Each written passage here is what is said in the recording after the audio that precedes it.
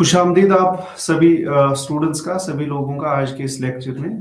आज का एक अहम लेक्चर जो है वो उसमें हम इंटरनेशनल रिलेशंस में जो बुनियादी कंसेप्ट्स है, बुनियादी तस्वुरात हैं, उनके बारे में बात करेंगे। चार अहम, जब हम international relations as a separate subject, as a separate paper पढ़ते हैं, उसमें चार अहम अनासर ऐसे, चार ऐसे तस्वुरात हैं, चार ऐसे कंसेप्ट्स हैं जिनका बैनुल अक़वामी ताल्लुकात को समझने के लिए बुनियादी समझा जाता है। चार अहम कंसेप्ट्स, अनासर जो बैनुल अक़वामी ताल्लुकात को समझने के लिए बुनियादी जरूरी है। जब भी हम इंटरनेशनल रिलेशंस देखते हैं, जब भी हम international relations as a subject पढ़ते हैं, तो चार अहम कंसेप्ट जो है जिसकी वजह से हमें बहुत सारा मदद मिलता है इस इंटरनेशनल रिलेशंस को समझने के लिए। वो चार कंसेप्ट्स क्या है? हमारे सिलेबस के हिसाब से भी हम ये कोर माने जाते हैं। पहला है नेशनल पावर यानी कौमी ताकत, ठीक है। दूसरा है कौमी मफाद, नेशनल इंटरेस्ट जिसको इंग्लिश में बोलते हैं। तीसरा बैलेंस ऑफ पावर या ताकत का तवाजुन। चौथा कलेक्टिव सिक्योरिटी यानी इज्तिमाई सिक्योरिटी। ये चार अहम कंसेप्ट हैं, चार अहम चीजें हैं जिनकी बुनियाद पे हम इंटरनेशनल रिलेशंस को समझ पाते हैं। या दूसरे लफ्जों में अगर हम बोले तो इंटरनेशनल रिलेशंस के जो बेसिक चार कंसेप्ट्स है वो चार यही है: कौमी ताकत, कौमी मफाद, ताकत का तवाजुन, इज्तिमाई सिक्योरिटी। चूंकि वक्त की कमी की वजह से हर लेक्चर में ये चारों कंसेप्ट बहुत बड़े मुद्दे, बहुत बड़े मौजू हैं, इनको एक लेक्चर में कवर करना मुश्किल है। अगर कोशिश भी करेंगे तो शायद वो जस्टिस नहीं होगा इस सब्जेक्ट के साथ, इसलिए मैंने इनको दो हिस्सों में तकसीम किया है। पहले हिस्से में यानी मैं आज के लेक्चर में आपको दो अहम कंसेप्ट्स के बारे में समझाऊंगा जिसमें कौमी ताकत और कौमी मफाद देखा जाएगा, ठीक है। आज के इस लेक्चर में वक्त की कमी की वजह से मैं दो अहम कंसेप्ट्स पे बात करूंगा, दो अहम कंसेप्ट्स को समझाने की कोशिश करूंगा आपको। उसमें पहला होगा कौमी ताकत यानी नेशनल पावर, दूसरा होगा बैलेंस ऑफ पावर, ठीक है। दूसरा होगा बैलेंस ऑफ पावर, ताकत का तवाज़ुन। ये दो अहम चीजें, मैंने इनको डेलिब्रेटली इन दो को अलग किया है और नेशनल इंटरेस्ट और कलेक्टिव सिक्योरिटी को अलग किया है, क्योंकि ये दोनों जो है ये एक दूसरे से जोड़ रखते, काफी ज्यादा नजदीकी है इनके दरमियान। ताकत का तवाज़ुन यानी बैलेंस ऑफ पावर और कौमी ताकत। इससे पहले कि मैं नेशनल पावर या कौमी ताकत के बारे में आपको बोलूं, मैं आपको सिर्फ पहले आपको समझाऊंगा ताकत किसको बोलते हैं, यानी पावर हम किसको समझते हैं पॉलिटिकल साइंस में। पावर लफ्ज आपने बहुत सुना होगा, बहुत सारे लोग कहते हैं मेरे पास पावर है, मेरे पास, मतलब ये ताकत क्या है? आपने न्यूज में देखा होगा, फिल्मों में देखा होगा, पॉलिटिशियंस बोलते हैं पावर है, या कई बार आपने ये फ्रेज भी देखा होगा, ये जुमला भी सुना होगा कि अवाम के पास सबसे बड़ी ताकत है जो अवाम के पास है, खासकर डेमोक्रेसी के कॉन्टेक्स्ट में हम बोलते हैं।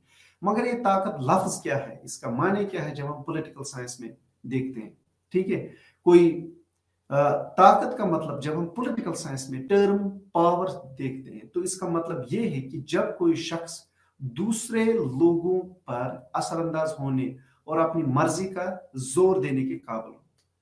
ताकत पॉलिटिकल साइंस में उस चीज को बोलते हैं जिसकी बुनियाद पे एक बंदा या बहुत सारे लोग अपनी मर्जी से दूसरे लोगों से वो करवा सकते जो वो चाहते हैं, ठीक है। सपोज मैं एक मिसाल दूंगा आपको, जैसे अगर मैं कहूं कि मेरे पास ताकत है कि मैं अपने साथ 1000 लोगों को चला सकता हूं, तो यानी वो वही करेंगे जो मैं उनको बोलूंगा। अगर मेरे पास कुछ ऐसी चीज है जिसकी वजह से मैं 1000 लोगों पे हावी हो सकता हूं, तो उसका मतलब ये कि मेरे पास ताकत है। ताकत किस तरह की है कि मैं 1000 लोगों को अपने साथ चला सकता हूं, उनसे वही काम करवा सकता हूं जो मैं चाहूं उनसे करवाना, ठीक है। ये छोटा सा मतलब है ताकत का, पावर का, कि जब कोई शख्स दूसरे शख्स पे या बहुत सारे लोगों पे अपनी मर्जी चला सकता है तो उसको हम ताकत बोल सकते हैं। अगर मैं इसको थोड़ा और खींचूं तो इसका मतलब है कि लफ्ज ए सपोज दो बंदे हैं, ए और बी, ये दो लोग हैं, दोनों, एक का नाम ए है, दूसरे का नाम बी है। अगर मैं ये कहूं कि ए के पास ताकत है कि वो बी से वही काम करवा सकता है जो ए चाहता है, तो उसका मतलब है कि ए के पास ताकत है। ठीक है। अब ये ताकत अलग अलग शक्ल में हो सकती है। किसी के पास बंदूक की ताकत हो सकती है, किसी के पास मसल्स की ताकत, जैसे पहलवान देखा होगा आपने, ठीक है, उसके पास वो ताकत हो सकती है। किसी के पास इतना बोलने की सलाहियत है, इतना दूसरे को इन्फ्लुएंस करने की ताकत है, वो जुबानी से उससे कुछ भी बुलवा सकता है, यानी वो मायल कर सकता है अपनी बातों से। या किसी के पास कोई और तरह की ताकत है, पैसों का जोर है, ठीक है। तो ताकत पहला समझना है कि जिससे आप वो काम करवा सकते हैं दूसरे लोगों से जो आप उनसे करवाना चाहते हैं, जो आपकी मर्जी। अब ये ताकत अलग अलग शक्ल में आ सकता है, जैसे मैंने बोला बंदूक की शक्ल में। जैसे सियासतदान बोलता है कि मैं तो पॉलिटिशियन हूँ, मतलब जो पॉलिटिशियन होता है, इलेक्टेड रिप्रेजेंटेटिव, उसके पास बहुत सारी ताकत होती है क्योंकि वो इलेक्टेड पर्सन। वो ब्यूरोक्रेट्स पे अपनी हुकूमत चलाता है, लोगों पे अपनी हुकूमत चलाता है, वो बहुत कुछ बोल सकता है, ठीक है, और वो बहुत कुछ करवा सकता है, क्या, क्योंकि उसके पास ताकत है। ये है ताकत का मतलब। अब हम देखते हैं नेशनल पावर। जब हम कौमी ताकत के बारे में बोलते हैं तो वो क्या, इससे क्या मतलब है नेशनल पावर। पहले पावर सिंपली समझना है, फिर उसके बाद हम समझेंगे नेशनल पावर, कौमी ताकत। कौमी ताकत बैन अल-अक़वामी सियासत में एक अहम जुज़ है।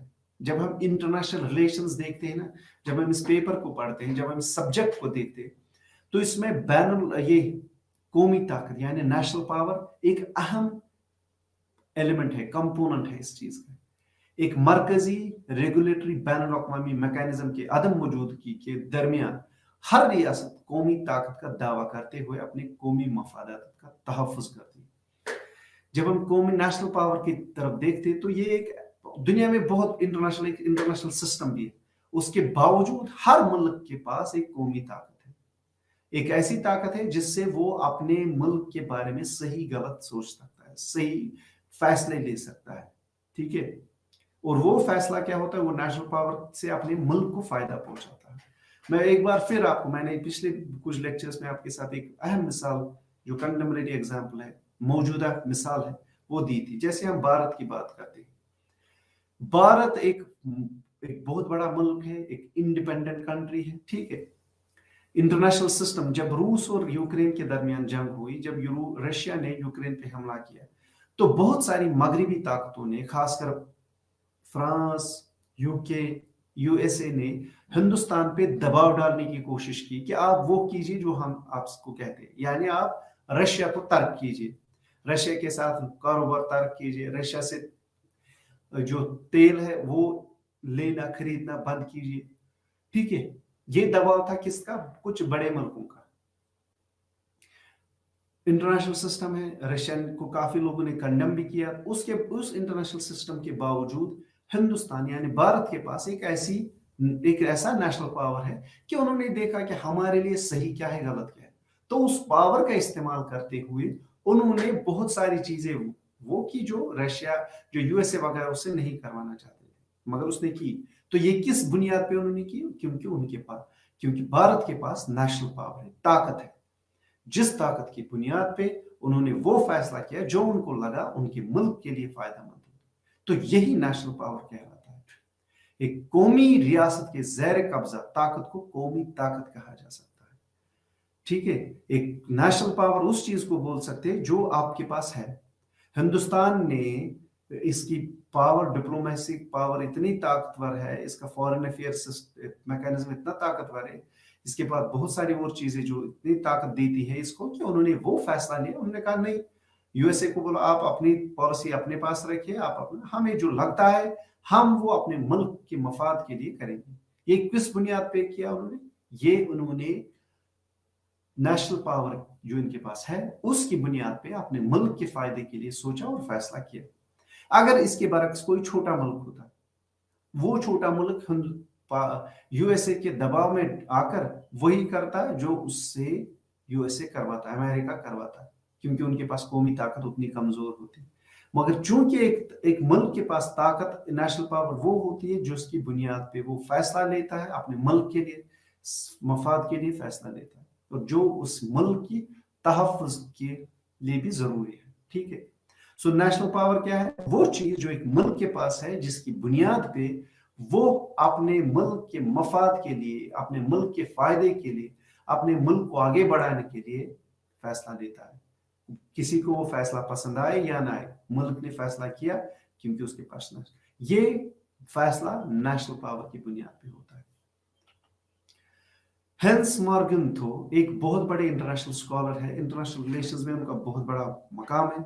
वो कहते, उन्होंने कौमी ताकत की को डिफाइन करने में, इसको समझाने में ये कहा है कि इसका इस्तेमाल करने वालों और जिन पर इसका इस्तेमाल किया जाता है, इनके दरमियान एक नफ्सियाती ताल्लुक है। वो कहता है कि नेशनल पावर क्या है? नेशनल पावर एक ऐसी रिलेशन है जो जिसके पास है और जिस पे के ऊपर ये लागू की जाती है, उनके दरमियान एक साइकोलॉजिकल रिलेशनशिप है। जैसे अब मैं आपको फिर से यही हिंदुस्तान और अमेरिका ने कोशिश की थी ज़बानी, उन्होंने बहुत कुछ एक मतलब अपना रिलेशन का कोशिश की थी कि वो हिंदुस्तान पे दबाव डाले। हालांकि हिंदुस्तान पे वो हमला नहीं कर सकते, मगर उन्होंने ये बाकी तरीकों से इस पे दबाव डालने की कोशिश की। तो ये दबाव जो है, यही नेशनल पावर की शक्ल में दे सकता है। तो एक नफ्सियाती, एक साइकोलॉजिकल रिलेशनशिप है उस जो ताकत रखता है और जिस पे ताकत आजमाई जाती है उनके दरमियान। ये हेंस मॉर्गन्थो का कहना है। ये इसके सबका को कंट्रोल, ये एक नेशनल पावर एक ऐसी चीज है जो एक को दूसरे पर असर अंदाज होने में मदद करता है, ठीक है। अगर जैसे कई बार जो है अमेरिका ने पाकिस्तान पे दबाव डाला कि आप ये कीजिए वो कीजिए, खासकर आपको अगर यह आपको पता होगा या पढ़ा होगा, जब 2011 हुआ था, जो टेररिस्ट अटैक हुआ था न्यूयॉर्क में, अमेरिका पे जो टेररिस्ट अटैक, उसके बाद एक ऐसा दबाव नेशनल पावर की बुनियाद पे अमेरिका ने पाकिस्तान से वही करवाया जो वो उससे करवाना चाहता था, कि कहाँ पे? अफगानिस्तान में, पाकिस्तान में। तो ये नेशनल पावर है। तो यही हेंस मॉर्गन्थो कहने की कोशिश करता है। दूसरा एक अहम डेफिनेशन है पेडलोफोर्ड और लिंकन, दो लोग हैं जो इंटरनेशनल रिलेशंस में माहिर माने जाते हैं। उनके मुताबिक कौमी ताकत यानी नेशनल पावर रियासत की ताकत और सलाहियतों का मजमुआ है, जिसे इसके कौमी मफादात की तरक्की और उसके कौमी मकासद के हुसूल के लिए इस्तेमाल किया जाता है।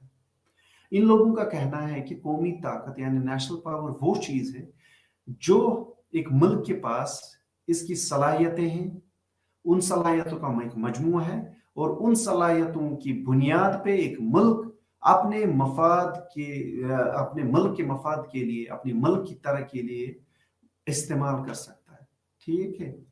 हिंदुस्तान के पास मिलिट्री पावर है, हिंदुस्तान के पास न्यूक्लियर पावर है, हिंदुस्तान के पास इक्तिसादी पावर है, हिंदुस्तान के पास पॉपुलेशन बहुत ज्यादा है। ये सभी एक अलग अलग चीजें हैं, मगर ये जब ये इकट्ठे करते हैं, ये मजमुआ बन जाता है इन ताकतों का।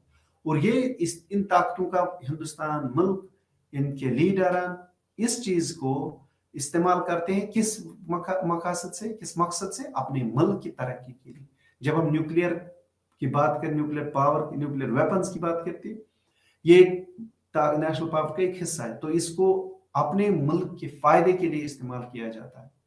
तो लिंकन वगैरह का मुताबिक नेशनल पावर वो चीज है, उन सलाहियतों का मजमूआ जो मुल्क के पास है और जिसका मुल्क अपने मफाद, अपने तरक्की के लिए इस्तेमाल किया करता है। हॉटमैन तीसरे एक अहम स्कॉलर है, इंटरनेशनल स्कॉलर, ने कौमी ताकत की तारीफ इस ताकत या सलाहियत के तौर पे की है जिससे एक खुदमुख्तार रियासत अपनी कौमी मफादात के हुसूल के लिए इस्तेमाल कर सकती है। वो कहते हैं कि कौमी ताकत, नेशनल पावर एक सलाहियत है जो एक खुदमुख्तार, एक इंडिपेंडेंट कंट्री जो है अपने मफाद के लिए, अपने मुल्क के मफाद के लिए इस्तेमाल करती है, ठीक है। हिंदुस्तान को पता है, भारत को पता है कि हमारे पास बहुत सारी ताकत है, इसलिए उन्होंने उस पावर के इस्तेमाल लाके वो फैसले किए जो बहुत से मुल्कों को पसंद नहीं आए। यानी उन्होंने रशिया के साथ ट्रेड किया, रशिया का तेल इंपोर्ट किया, ठीक है। किस बुनियाद पे? क्योंकि इनके पास ताकत है, नेशनल पावर है। कौमी ताकत रियासत को तवील मुद्दत में अपने मफादात का दिफा करने और मतलूबा नताइज देने के काबिल बनाती है। ये जो नेशनल पावर होती है, اس کی شکلیں میں الگ الگ، اس کی قسمیں میں الگ الگ بتاؤں گا الگ سے بعد میں صرف ابھی کنسپٹ کے بارے کو کلیئر کرنے کی کوشش کر رہا ہوں آپ کو. تو قومی طاقت کیا ہے؟ یہ ایک ایسی چیز ہے جو ہر ملک اپنے مفاد کو اپنے ملک کے مفادات کو دیکھتے کر استعمال کرتی ہے، اپنے ملک کا دفاع کرتی ہے، یعنی ڈیفنس کر کے یہ جو ہے استعمال کرتی ہے. اس طاقت کی کیا نتائج ہے؟ اپنے ملک کو فائدہ پہنچانا، اپنے ملک کا دفاع کرنا. ٹھیک ہے. اور یہی قومی طاقت اپنے ایک ملک کو، ایک نیشنل پاور جو ہے ایک ملک کو وہ صلاحیت دیتی ہے جس کی بنیاد پہ وہ ملک اپنے فائدے کا حاصل کرتی ہے، اپنے آپ کو دفاع یعنی ڈیفینڈ کرتی ہے اپنے دشمنوں سے. ٹھیک ہے. یہ اس نیشنل پاور ایک ملک کو اس چیز کے لیے قابل بنا دیتی ہے. یہ تھا پاور جو میں نے پہلے سمجھایا. پھر نیشنل پاور وہ میں نے سمجھایا نیشنل پاور کیا ہے. نیشنل پاور ایک مجموعہ ہے، ایک ملک کے پاس بہت ساری طاقتوں کا، military power, economic power, diplomatic power وغیرہ، ان کا مجموعہ ہے جس کی بنیاد پہ وہ ملک اپنے ملک کے فائدے کے لیے فیصلے کرتا ہے، اپنے ملک کو دشمن ملک سے یا دشمن لوگوں سے اپنے دفاع کرتا ہے. اب ہم دیکھتے ہیں قومی طاقت کی قسمیں. جیسے میں نے ابھی کہا کہ قومی طاقت یعنی جو ملک نیشنل پاور ہے اس کی بہت سارے قسمیں ہیں، types. There are multiple types of national power. جسمانی طاقت پہلا جو ہے جس کو ہم قومی طاقت بھی بول سکتے ہیں اردو میں، اور جس کو ہم جسمانی طاقت بھی بول سکتے ہیں. Types of national power. There are multiple types of national power. بہت ساری قسمیں ہیں اس قومی طاقت کی. پہلی قسم ہے فزیکل پاور. انگلش میں فزیکل پاور، اردو میں آپ بول سکتے ہیں قومی طاقت، اردو میں آپ جسمانی طاقت بھی بول سکتے ہیں. ریاست، ہر ملک ایک انڈیپینڈنٹ ملک اگر آپ دیکھیں گے، چاہے آپ بھارت کی بات کیجئے، چاہے پاکستان کی بات کیجئے، چاہے آپ بنگلہ دیش کی بات کیجئے، چاہے آپ امریکہ کی بات کیجئے، چاہے آپ رشیا کی بات کیجئے، سب کے پاس ملٹری ہے. یعنی ریاست کی فوجی طاقت کو اس کی جسمانی طاقت کے نام سے جانا جاتا ہے. تو ہر ملک کی جسمانی طاقت کو اس کو کہا جاتا ہے اس کی ملٹری. چاہے وہ ملٹری آرمی ہو، پولیس ہو، نیوی ہو یا ایئر فورس ہو. جیسے ہندوستان کی مثال ہمیں ملتی ہے، آرمی، نیوی اور ایئر فورس. یہ تینوں طاقت جو ہے جسمانی، اس ملک کی جسمانی طاقت کہلاتی ہے. یہ وہ چیز ہے جو ملک کو دفاع کے لیے استعمال کیا جاتا ہے، جو ملک کو سیکیور کرتی ہے. ٹھیک ہے. تو جسمانی طاقت ہم کس کو بولتے ہیں؟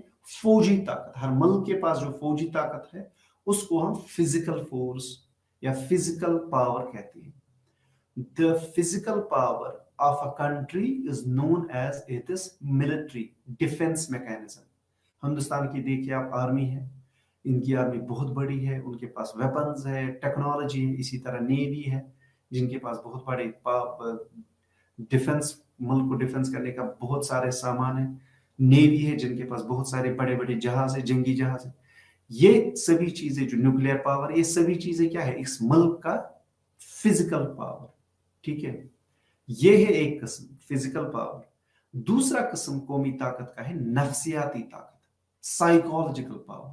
یہ سائیکولوجیکل پاور کیا ہے؟ مضبوط قیادت کے ذریعے رائے عامہ پہ طاقت. سائیکولوجیکل پاور ہم بولتے ہیں جب ایک لیڈرشپ سٹرونگ ہوتی ہے، اس سٹرونگ لیڈرشپ کی بنیاد پہ بہت سارے ملک اپنے آپ کو اپنے حساب سے فیصلہ کرتے ہیں بنا کسی دباؤ کے. بہترین مثال یہاں پہ ہے جو مودی گورنمنٹ ہے، مودی پرائم منسٹر ہے. مودی نے پہلی بار جو ہے ایک ایسی فارن پالیسی تیار کی جس کی بنیاد پہ انہوں نے جتنے بھی فیصلے لیے اپنی طاقت کی بنیاد پہ، نہ کسی ملک کو خوش کرنے کے لیے، نہ کسی ملک سے ڈرنے کے لیے کی وجہ سے. چاہے آپ یوکرین یا رشیا کے ساتھ ٹریڈ کی بات کیجیے، مودی نے کہا کہ یہ ہمیں اس کا فیصلہ کرنا ہے کیونکہ یہ اسٹرانگ لیڈرشپ ہے. سو نفسیاتی طاقت کیا ہے؟ Strong leadership. جب ایک اسٹرانگ لیڈر ہوتا ہے وہ ملک کو طاقتور بناتا ہے. سائیکولوجیکل جو ہے ایک امپیکٹ پڑتا ہے ملک پہ. تبھی آپ دیکھیں گے، ورنہ آپ دیکھیں گے پچھلے کئی دہائیوں سے ہندوستان کافی زیادہ متاثر ہوتا تھا یا تو رشیا سے یا امریکہ سے. مگر اب اگر آپ دیکھیں گے تو آپ دیکھیں گے کہ اس کنٹمپریری ٹائمز میں بھارت میں بہت انکنونشنل یا نئی فارن پالیسی جو ہے تیار ہوئی ہے جس کی بنیاد پہ ہندوستان نے جتنے بھی فیصلے لیے، چاہے وہ اندرونی ہو بیرونی ہو، اپنی طاقت کی بنیاد پہ لی ہے, نہ کسی سے پوچھ کر, نہ کسی سے کنسلٹ کر کے, نہ کسی ملک سے ڈر. یا سرجیکل اسٹرائک کی بات کیجیے, وہ بھی ایک پاور, لیڈرشپ, اسٹرانگ لیڈرشپ. تو دوسری طاقت کیا ہوتی ہے, قومی طاقت کی دوسری شکل ہوتی ہے نفسیاتی طاقت, جس میں اسٹرانگ لیڈرشپ ہونا ضروری ہوتا ہے. جب ایک اسٹرانگ لیڈر ہوتا ہے تو وہ اپنے ملک کو ایک سائیکولوجیکل ایک امپیکٹ پڑتا ہے, جس کی وجہ سے لوگ اور وہاں لوگ, حکمران, گورنمنٹ سبھی طاقتور محسوس کرتے ہیں.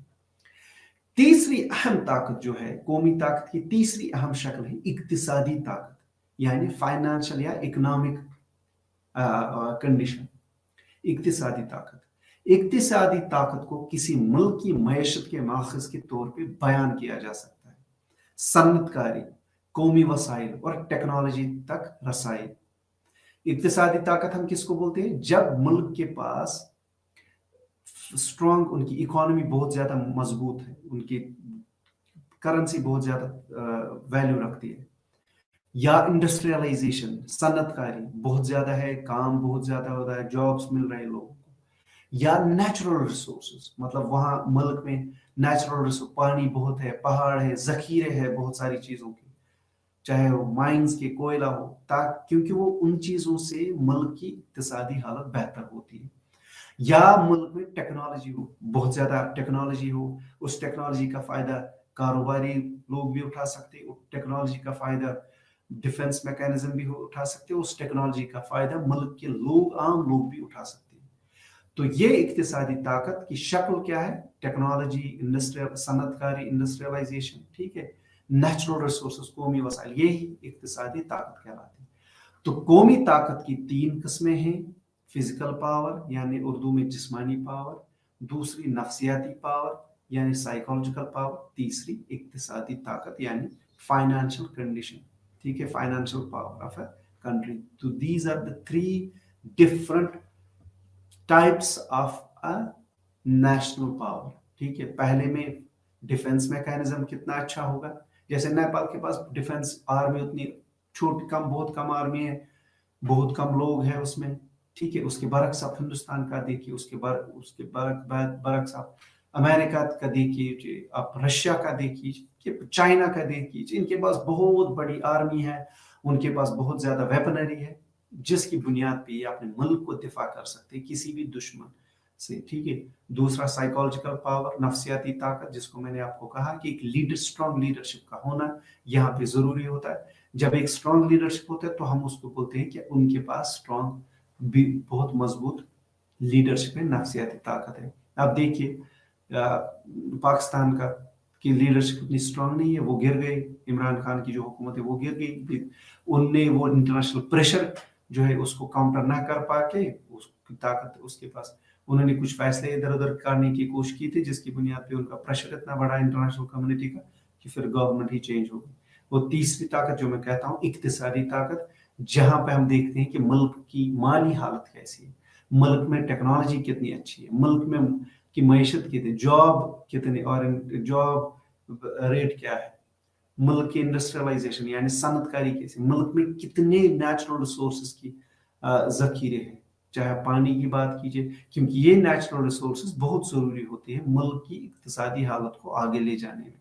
آپ پانی کی بات کیجیے, دریاؤں کی بات کیجیے, آپ کوئلے یا دوسرے جو ذخیرے ہوتے ہیں زمین کے اندر, کسی جگہ گولڈ ہے, کسی جگہ کوئلہ ہے, کسی جگہ منرلز ہے, یہ سبھی چیزیں ہیں اقتصادی طاقت, ٹھیک ہے. تو قومی طاقت کی 3 بڑی قسمیں ہیں, فزیکل فورس جسمانی طاقت, نفسیاتی طاقت سائیکولوجیکل فورس, اور اقتصادی یعنی فائنانشل کنڈیشن. قومی طاقت کا کردار اور استعمال. اب یہ قومی طاقت آپ نے دیکھا یہ کیا ہے, اب اس کا کام کیا ہے, اس کو کہاں پر استعمال کرتا ہے ملک. ہر ملک کے پاس قومی طاقت ہے, کسی کے پاس بہت زیادہ قومی طاقت ہے, کسی کے پاس کم طاقت ہے. اب ہر ملک اس طاقت کو کیسے استعمال کرتا ہے وہ ہم دیکھیں. پہلا کام جو نیشنل پاور کا ہوتا ہے, قومی طاقت کا, وہ ہوتا ہے ملک کی سلامتی, ملک کو ڈیفینڈ کرنا, ٹھیک ہے. جو بہت بڑا اہم کام ہوتا ہے نیشنل پاور کا, وہ ہوتا ہے کہ ملک کو دشمنوں سے محفوظ رکھے, ملک کو دشمنوں سے ڈیفینڈ کرے, ٹھیک ہے. جتنی آپ کی نیشنل پاور ہوتی ہے اتنا اہم ہوتا ہے کہ उतना आपका मुल्क सेफ है। जितने आपके पास स्ट्रॉन्ग नेशनल पावर है उतना आपका मुल्क सेफ है, महफूज है। तो पहला इस्तेमाल क्या होता है? पहला इस्तेमाल कहाँ पे होता है नेशनल पावर का? अपने मुल्क का दिफा करना, अपने मुल्क की सलामती, अपने मुल्क को महफूज करना। दूसरा अहम किरदार होता है तहफ़्फ़ुज़ जमूद को, यानी स्टेटस को मेंटेन करना। हिंदुस्तान एक इंडिपेंडेंट कंट्री है, इसकी साउथ एशिया में बहुत बड़ी से है, तो उस से को, उस पोजीशन को मेंटेन करने में इसकी कौमी ताकत इस्तेमाल की जाती है। ठीक है, तो दूसरा होता है स्टेटस को, कि कोई मुल्क आप पे हमला ना करे, उसको ताकत के बलबूते पे आप रख सकते हैं। जैसे यूक्रेन के पास उतनी अच्छी ताकत, कौमी ताकत नहीं थी, इसीलिए उस पे क्या रशिया ने हमला किया और स्टेटस को चेंज किया। तो एक कौमी ताकत, मुल्क को सलामती, दूसरा स्टेटस को मेंटेन करने में, कि अगर यूक्रेन के पास इतनी ताकत होती तो शायद रशिया इस पे हमला नहीं करता, और जो कंडीशन थी स्टेटस को, तो वो चेंज नहीं होता। ठीक है, तीसरा अहम होता है जमूद बदलना। अगर किसी के कई बार मुल्क कौमी ताकत का इस्तेमाल स्टेटस को चेंज करने में भी इस्तेमाल किया जाता है। मिसाल अमेरिका की देखिए आप, उन्होंने अफगानिस्तान पे हमला किया, उन्होंने इराक पे हमला किया, उन्होंने एक स्टेटस को चेंज किया, उन्होंने हालत तब्दील की अपनी ताकत की बुनियाद पे। रशिया ने यूक्रेन पे हमला किया ताकत की बुनियाद पे। सो तीसरा अहम काम जो होता है जब कोई मुल्क इस्तेमाल करता है अपनी कौमी ताकत को, वो होता है स्टेटस को चेंज करना। अगर वो चाहता है कि मुझे कुछ चेंज करना है तो वो हमला कर सकता है ताकत की बुनियाद पे। ठीक है, ये तीसरा अहम काम होता है मुल्क की ताकत का। चौथा जो होता है सफारतकारी में इस्तेमाल। इसका इस्तेमाल डिप्लोमेसी में भी होता है। ठीक है, हिंदुस्तान एक बहुत ताकतवर मुल्क है, इसलिए उन्होंने डिप्लोमेसी में इसके इस्तेमाल किया। तो इसीलिए आपने देखा होगा बहुत सारे जो पिछले कुछ 1-1.5 महीने में जब से यूक्रेन वार शुरू हो गए, बहुत सारे बड़े जो है पॉलिटिशियंस या पॉलिटिकल लीडर्स जो मुल्क दूसरे बड़े मुल्कों से हिंदुस्तान आए, उन्होंने, मगर हिंदुस्तान का सफारत खाना बहुत मजबूत है क्योंकि हिंदुस्तान के पास नेशनल पावर है, तो उन्होंने उसको डिप्लोमेसी में इस्तेमाल करके जो भी डिप्लोमेटिक प्रेशर पड़ा था हिंदुस्तान पे उसको काउंटर किया। ठीक है, सो चौथा कहाँ पे होता है? जब डिप्लोमेसी में हम इसको इस्तेमाल करते हैं। अब जरूरी नहीं नेशनल पावर का इस्तेमाल जंग में ही होता है, नहीं, डिप्लोमेसी में, यानी सॉफ्ट डिप्लोमेसी में भी, सफारतकारी में भी इसने इस्तेमाल किया जाता है। तभी आप देखते हैं बहुत ज्यादा डिप्लोमेटिक प्रेशर पड़ गया था हिंदुस्तान पर, मगर तब भी इसके डिप्लोमेसी में हिंदुस्तानी नेशनल पावर का जो ताकत वो रिफ्लेक्ट हो गई और इसकी डिप्लोमेसी ने उस डिप्लोमेटिक प्रेशर को काउंटर किया। पांचवा इस्तेमाल, जो अहम इस्तेमाल किया जाता है कौमी मफाद में और वकार में, अपने मुल्क को फायदा पहुंचाने में, चाहे वो इक्तिसादी फायदा हो या दूसरा कोई फायदा, और अपने मुल्क की वकार प्रेस्टीज को मेंटेन करने में। ठीक है, अगर हम भारत के पास बहुत ज्यादा ताकत नहीं होती तो शायद जो है अपने इसका प्रेस्टीज जो है वो मेंटेन नहीं कर पाते, अपने मुल्क को दुश्मनों से, दहशतगर्दों से महफूज नहीं।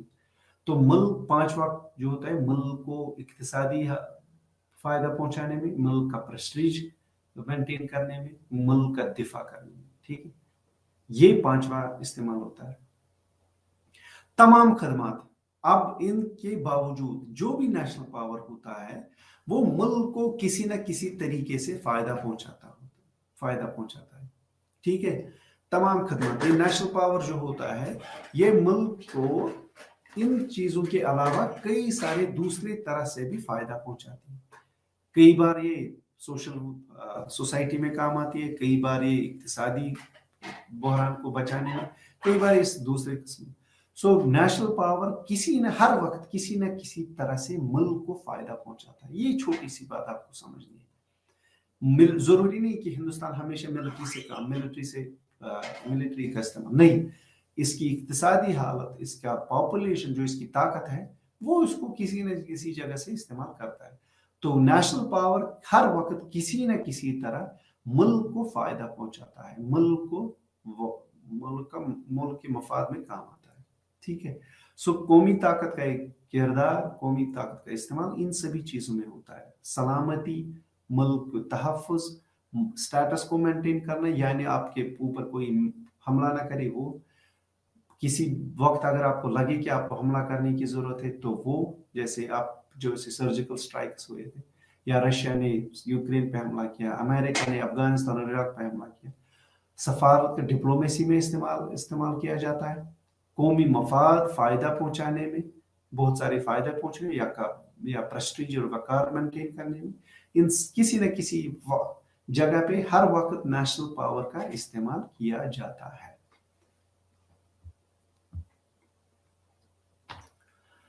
कौमी ताकत के Ansar, the elements of national power, जिसको हम बोलते हैं इंग्लिश में एलिमेंट्स ऑफ नेशनल पावर। कौमी ताकत के अंसर, कौमी ताकत के अनासर मुस्तकिल और गैर मुस्तकिल या तब्दील हो सकते हैं। ये जो नेशनल पावर है, कंपोनेंट्स या एलिमेंट्स ऑफ नेशनल पावर है, इनको दो हिस्सों में तकसीम किया गया है। एक तकसीम किस बुनियाद पे है कि ये मुस्तकिल है और कुछ इसके गैर मुस्तकिल है, यानी तब्दील होने वाले हैं। जो कौमी ताकत के एलिमेंट्स हैं, इनको दो हिस्सों में तकसीम किया गया। एक हिस्सा वो है जो मुस्तकिल तौर पे मुल्क के साथ रहते हैं, दूसरे तौर पे वो है जिनको हम गैर मुस्तकिल या तब्दील होने वाले एलिमेंट्स कहते हैं, जो तब्दील हो सकते हैं। कई बार ये अच्छे की तरफ तब्दील हो जाएंगे, कई बार ये खराब कमजोरी की तरफ तब्दील हो जाएंगे। तो दो तरह से इनको तकसीम किया गया है, परमानेंट एंड नॉन परमानेंट, ठीक है। चेंज, अनचेंजेबल या permanent, and unchangeable, those who change. मुस्तकिल में क्या है? मुस्तकिल में मुल्क की जोग्राफिया, मुल्क के कुदरती वसाइल, ये दो अहम जुज है, दो अहम अनासर है जो कौमी ताकत के कंपोनेंट्स है और जो परमानेंट है। आप मुल्क की जियोग्राफी कभी चेंज ही नहीं कर सकते। पहाड़ है, पहाड़ को आप नहीं चेंज कर सकते, आप दरियाओं को बंद नहीं कर सकते हो, यानी आप मुल्क को एक जगह से उठा के दूसरी जगह नहीं ले सकते हो। जैसे भारत एक बहुत बड़ा मुल्क है साउथ एशिया में, हम ये नहीं कर सकते कि मुल्क को, ये इसकी जियोग्राफिकल ताकत है, India is central with in south Asia, it's a central country with in south Asia, ये इसके पास एक ताकत है। अब ये कभी ये नहीं बोल सकता कि हमारी ताकत और बढ़ जाए, हम इसको किसी दूसरी, नहीं, ये इसका परमानेंट, ये चेंज नहीं होता है, ठीक है। दूसरा होता है कुदरती वसाइल, जो नेचुरल रिसोर्सेज, ये भी चेंज नहीं होती, ये भी हमेशा मुल्क के साथ रहते हैं, जिसमें दरिया है या बाकी नेचुरल रिसोर्सेज है, जंगल है और जमीन से निकालने वाले जो मिनरल्स है वो है, ये भी परमानेंटली मुल्क के साथ रहता है।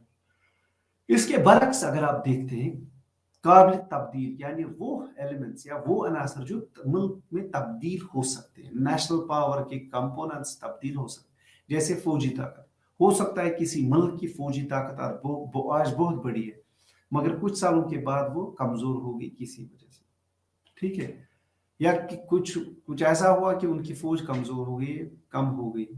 पॉपुलेशन, किसी मुल्क की पॉपुलेशन कम है तो उनकी पॉपुलेशन जो है, उसके वो कंपोनेंट जो नेशनल पावर वो कमजोर है, मगर कुछ सालों के बाद उनकी पॉपुलेशन बढ़ गई, तो उसका मतलब है उनका ये चेंज हो सकता है। हुकूमत, आज जो मुल्क में जो हुकूमत है वो स्ट्रांग है, लीडरशिप है, हो सकता है वो नए वक्त में नहीं हो, इसलिए वो भी चेंज हो सकती है, क्योंकि गवर्नमेंट हमेशा नहीं है कि हमेशा एक ही बंदा या एक ही पार्टी हमेशा चला सकती है। हुकूमत चेंज हो सकती है, इसलिए उसकी वजह से जो कौमी ताकत है, जो नेशनल लीडरशिप की ताकत होती है, वो भी चेंज हो सकती है। किसी वक्त ये अच्छे की तरफ चेंज हो सकती है, किसी वक्त ये कमजोर या बुराई की तरफ चेंज हो सकती है।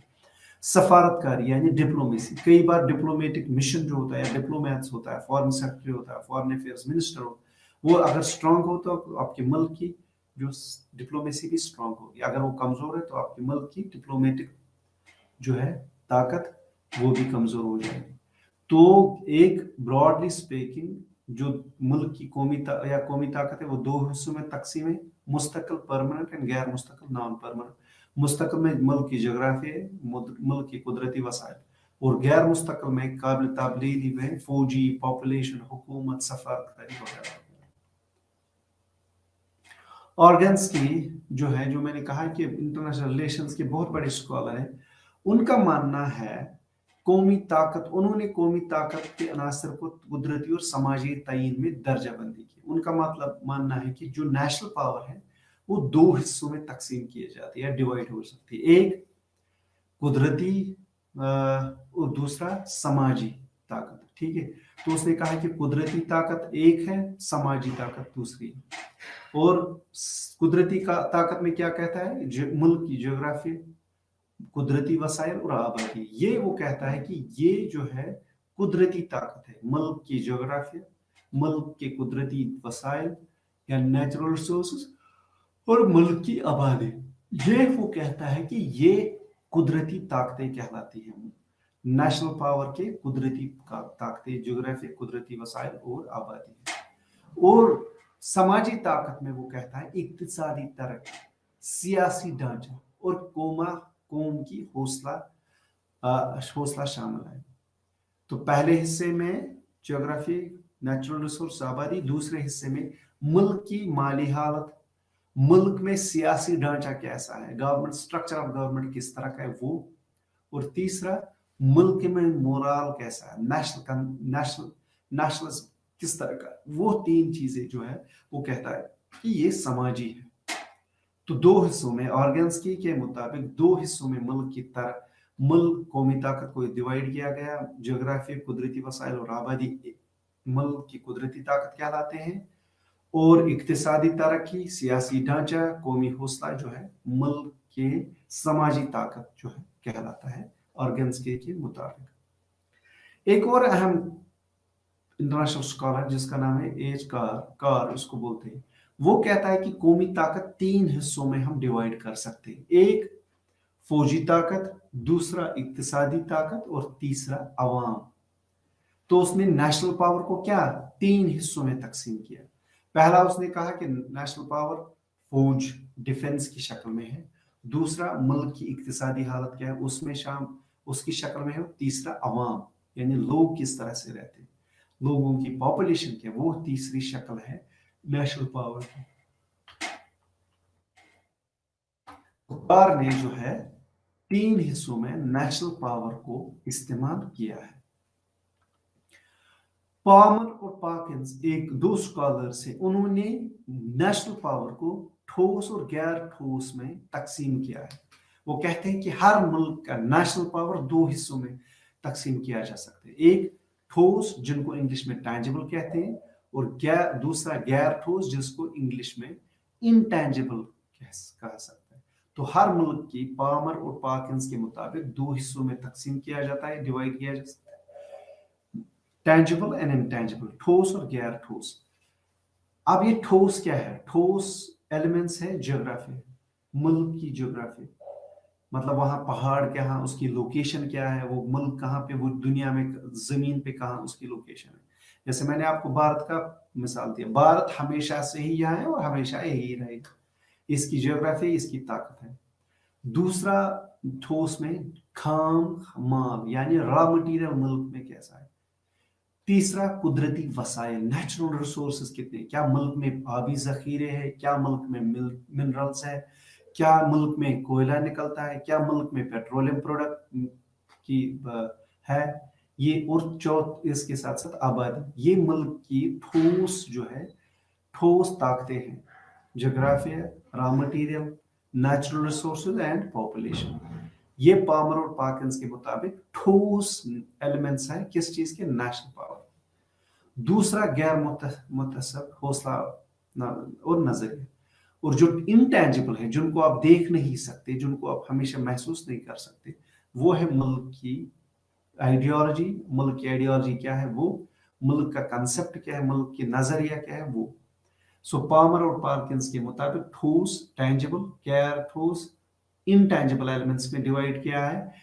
टैंजिबल यानी ठोस में ज्योग्राफी, रॉ मटेरियल, कुदरती वसाइल और आबादी, और गैर ठोस में गैर मुतसब में हौसला अफजाई, नजरिया, मॉरल्स, मुल्क के मॉरल नेशनल वैल्यूज क्या है, मुल्क में नेशनल मोरल किस तरह का है, मुल्क की आइडियोलॉजी क्या है, वो गैर ठोस में उसने कहा है।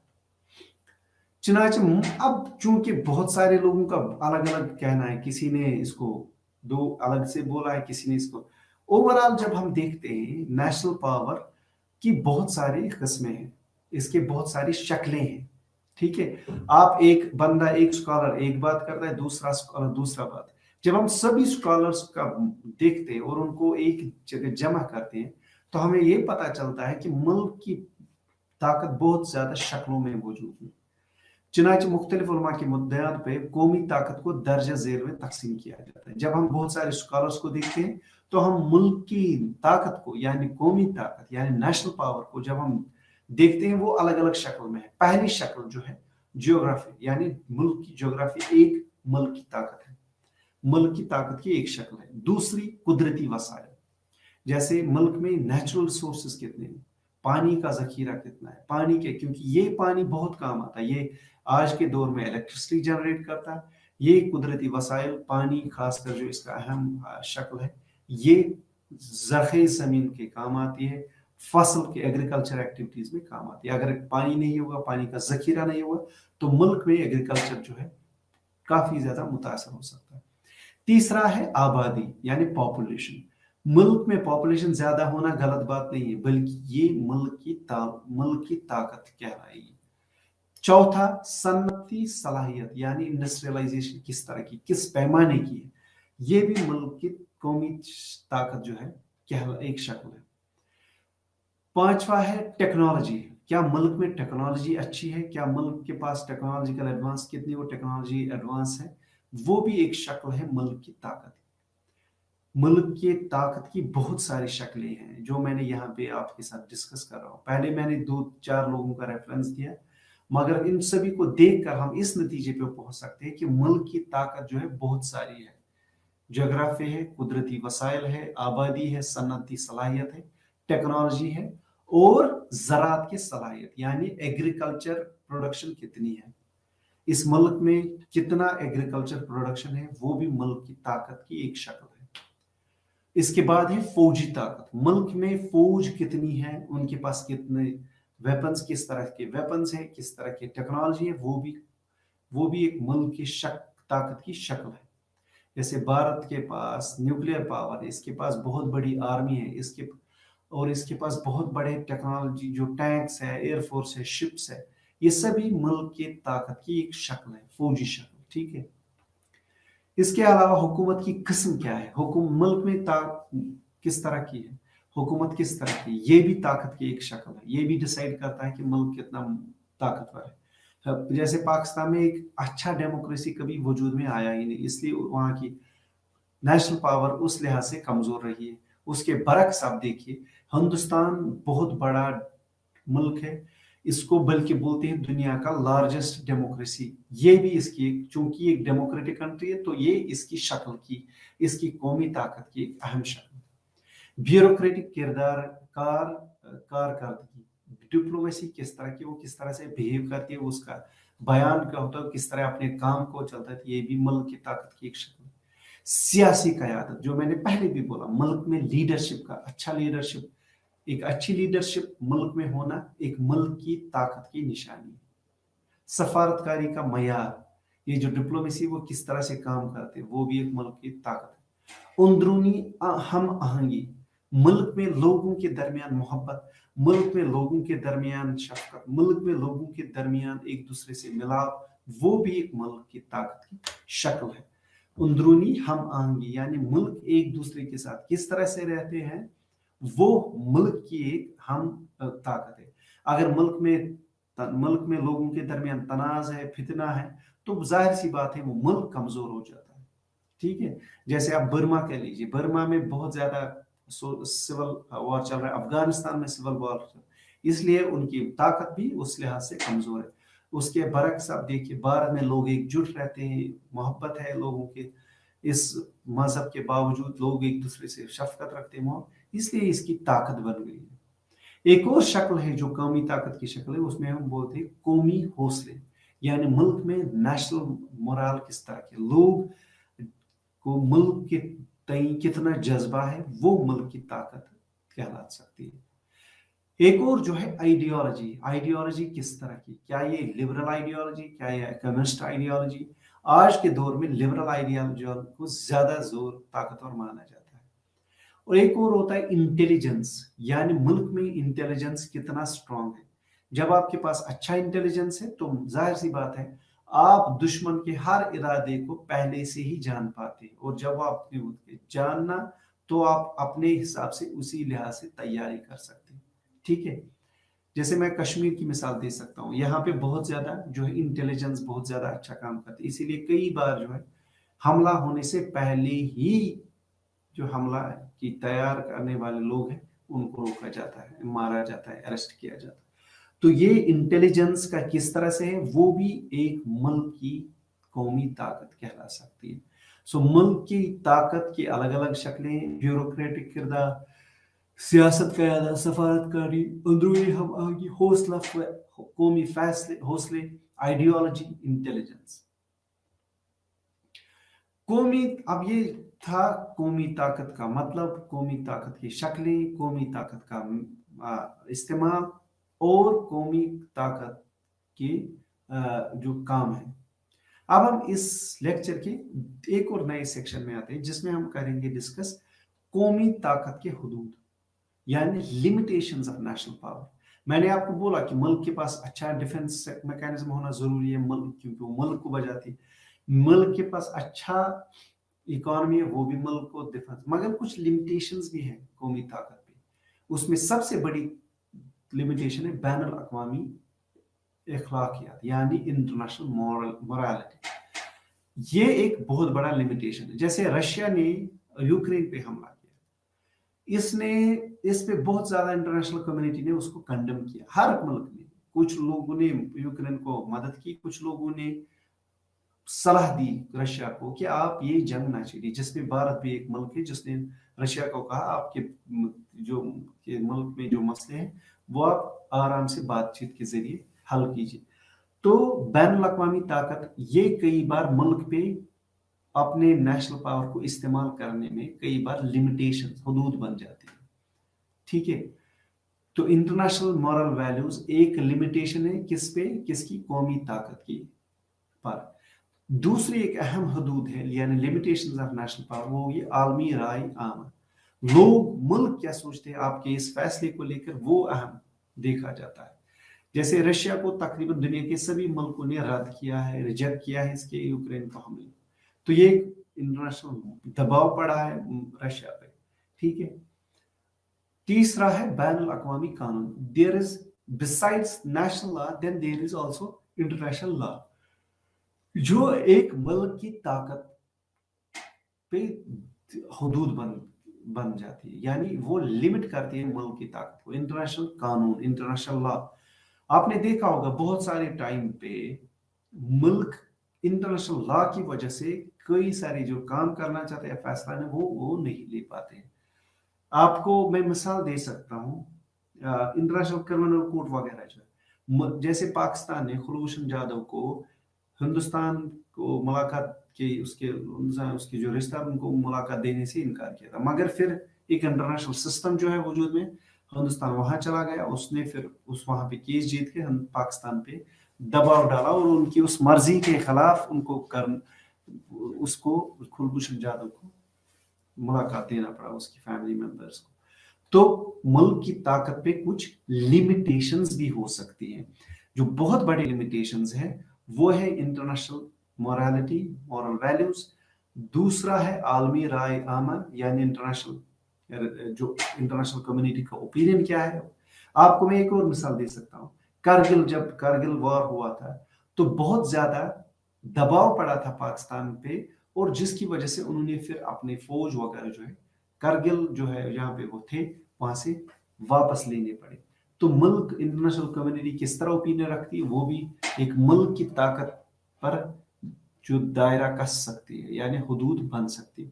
اور تیسرا ہے بین الاقوامی قانون، انٹرنیشنل سسٹم، جہاں پہ کوئی بھی ملک کو ریفر کر کے دوسرے ملک پہ دباؤ ڈال سکتا ہے یا اس سے کچھ کام روکنے سے روک سکتا ہے. ٹھیک ہے، تین اہم قسم ہیں قومی طاقت کے حدود کی: بین الاقوامی اخلاقیات، عالمی رائے عامہ، اور بین الاقوامی قانون، international law, international system.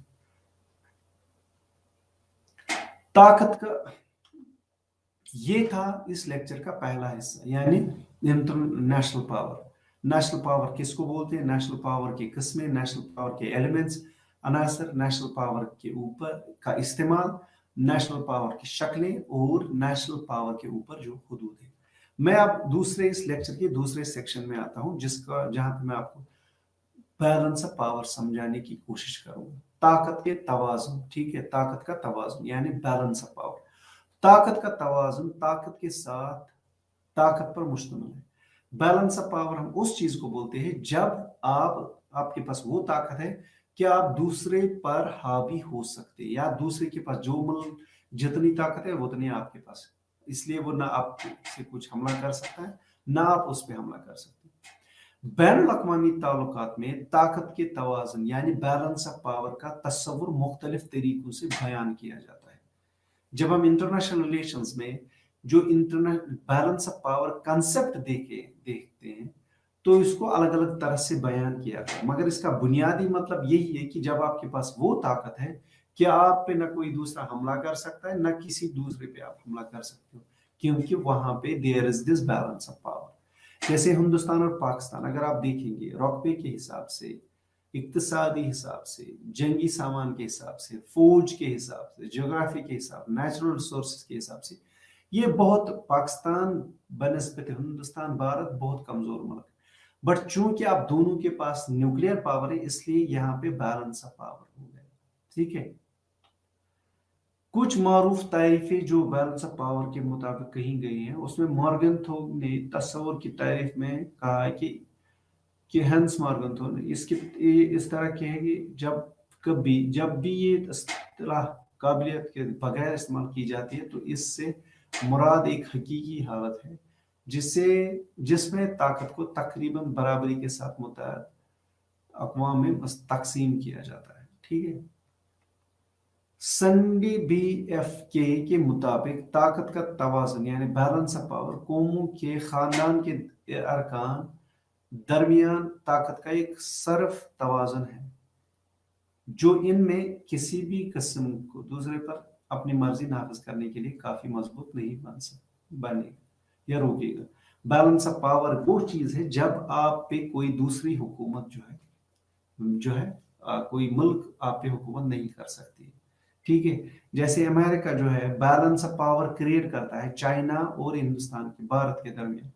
China is relatively powerful country but through India USA is trying to counter that China, और जब ये इसके पास ताकि हिंदुस्तान के पास इतना अब सामान आए कि वो बैलेंस ऑफ पावर करे चाइना के साथ।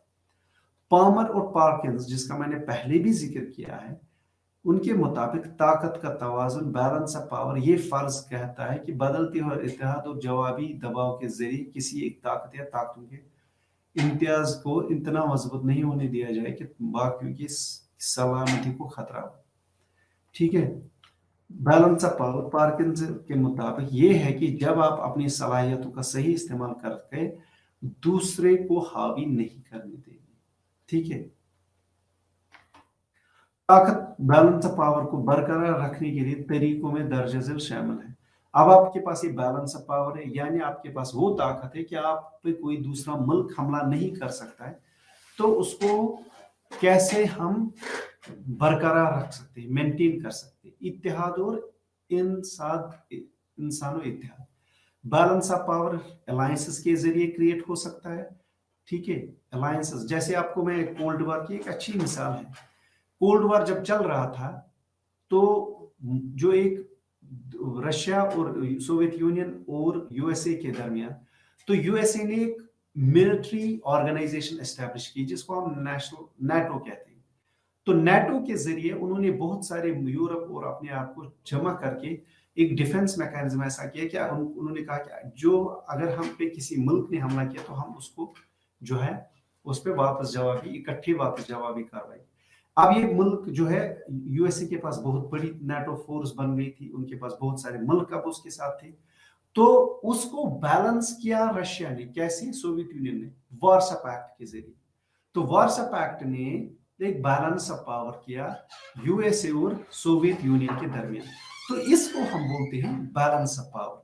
जब एक मुल्क ताकतवर बनता है दूसरा मुल्क उस ताकत को काउंटर करने के लिए अपने आप को अलग अलग तरह से ताकतवर बना के बैलेंस ऑफ पावर क्रिएट करता है। अब ये आम तौर पे देखा गया है इंटरनेशनल रिलेशंस में बैलेंस ऑफ पावर अलायंसेस के जरिए जो है अच्छा अलायंसेस के जरिए डेवलप किया जाता है। ठीक है, अभी नेटो और वार्सा पैक्ट बहुत बेहतरीन एग्जांपल है, बहुत अच्छी मिसाल है इसको मेंटेन करने में। ठीक है, या आप देखिए चाइना पाकिस्तान को अपने साथ लेता है, फिर वो किसी हद तक पाकिस्तान जो है ताकतवर बन जाता है, मगर उसको काउंटर करने के लिए हिंदुस्तान ने यूएसए के साथ भी अच्छे ताल्लुकात बनाए, रशिया के साथ भी अच्छे ताल्लुकात बनाए, ताकि वो बैलेंस ऑफ पावर क्रिएट हो जाए। या इसके बरक्स आप देखिए, यूएसए नहीं चाहता है कि चाइना एशिया में ताकतवर बने, तो उसने इस ताकत को बैलेंस करने के लिए वो बहुत सारे जो एग्रीमेंट्स करता है हिंदुस्तान के साथ, भारत के साथ, डिफेंस एग्रीमेंट्स, फाइनेंशियल एग्रीमेंट्स, ताकि वो जो है चाइना के पावर को बैलेंस करे। तो ये चीजें जो है बैलेंस ऑफ पावर क्रिएट, एक तरह से यही है, अलायंसेस क्रिएट कर।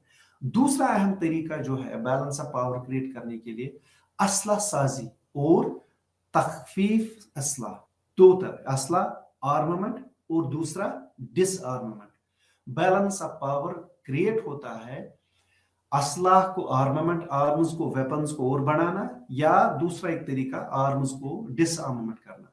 आपने सुना होगा एक न्यूक्लियर पावर के लिए जो है यूएसए ने काफी ऐसे जो बहुत सारे मुल्क है वो कहते हैं कि न्यूक्लियर कंट्रीज को अपने न्यूक्लियर पावर को तर्क करना है, तो तर्क करके एक बैलेंस ऑफ पावर क्रिएट होता है। जैसे यूक्रेन एक जमाने में उनके पास न्यूक्लियर पावर है, बट चूंकि उन्होंने एक एग्रीमेंट किया जिसकी बुनियाद पे उन्होंने बैलेंस किया कि हम भी न्यूक्लियर वेपन्स नहीं रखेंगे ताकि दूसरे मुल्क उस तरह उस न्यूक्लियर वेपन्स डेवलप ना करे, तो उन्होंने उसको तर्क किया। तो तीन अहम बल्कि तरीके हैं जिसकी बुनियाद पे बैलेंस ऑफ पावर क्रिएट किया जाता है। एक अलायंसेस बनाना मुल्कों के दरमियान, दूसरा आर्मामेंट यानी वेपन्स जमा करना, चाहे आप न्यूक्लियर वेपन्स की बात किए, बड़े बड़े वेपन्स की बात कीजिए, और तीसरा तखफीफ इस्लाह यानी आर्मामेंट या डिसआर्मामेंट। ठीक है, ये तीन अहम तरीके हैं जिसकी बुनियाद पे बैलेंस ऑफ पावर क्रिएट किया जा सकता है। तो आज के इस लेक्चर में मैंने दो अहम कंसेप्ट्स पे बात की है। पहले मैंने आपको समझाया नेशनल पावर किसको बोलते हैं, फिर मैंने उसमें बोला आपको नेशनल पावर अलग अलग शक्ल है, हर मुल्क के पास अलग अलग किस्म के नेशनल पावर्स है, किसी के पास ज्यादा नेचुरल रिसोर्स है, किसी के पास बहुत कम ज्यादा नेचुरल रिसोर्स, किसी के पास बहुत अच्छा नेचुरल डिफेंस मैकेनिज्म, किसी, मगर ये defence mechanism, natural resources, diplomacy वगैरह, स्ट्रॉन्ग लीडरशिप, ये नेशनल पावर की शक्लें हैं। इनको हर मुल्क अपने फायदे, अपने मफाद के लिए इस्तेमाल करता है। दूसरा कंसेप्ट जो मैंने आपके साथ आज डिस्कस किया था वो था balance of power. Balance of power हम उस चीज को बोलते हैं जब मुल्क दूसरे मुल्क की ताकत को काउंटर करने के लिए अपने आप को ज्यादा ताकतवर बनाता है।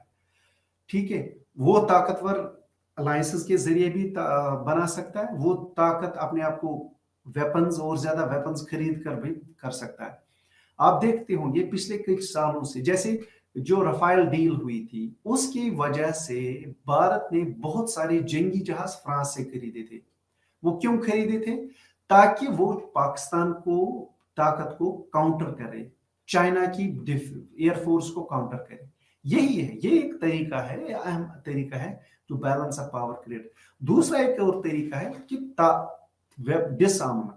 मेरे पास जी न्यूक्लियर पावर है, मैंने इसको तर्क किया, आप भी कीजिए, तो ना आपके पास न्यूक्लियर पावर रहेगा ना मेरे पास न्यूक्लियर पावर रहेगा। तो वो भी एक तरीका है बैलेंस ऑफ पावर क्रिएट करने का। इसके साथ में आज के लेक्चर का इख्तिताम करता हूं। मुझे उम्मीद है आप सबने बहुत गौर से सुना होगा और समझा भी होगा। चलिए, थैंक यू फॉर ऑल।